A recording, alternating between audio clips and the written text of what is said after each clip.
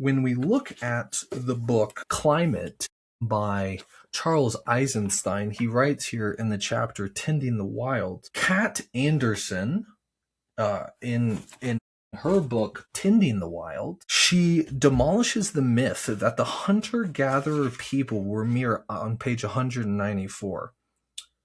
She demolishes the myth that hunter-gatherer people were mere occupants of pristine nature, demonstrating their deliberate, sustained influence on the composition of biotopes and species in their territory. Entire landscapes that appeared to the untrained eye of white settlers as wild were anything but. Anderson writes in that book, Tending the Wild, through coppicing, pruning, harrowing, sowing, weeding, burning, digging, thinning, and selectively harvesting, they encouraged desired characteristics of individual plants, increased populations of useful plants, and altered the structures and compositions of plant communities. Regularly burning of many types of vegetation across the state created better habitat for game, eliminated brush, minimized potential for catastrophic fires, and encouraged a diversity of food crops. These harvest and management practices, on the whole, allowed for sustainable harvest of plants over centuries and possibly thousands of years. When white settlers marveled at the stupendous bounty of fish, game, and wild plant foods that the Indians, it seemed,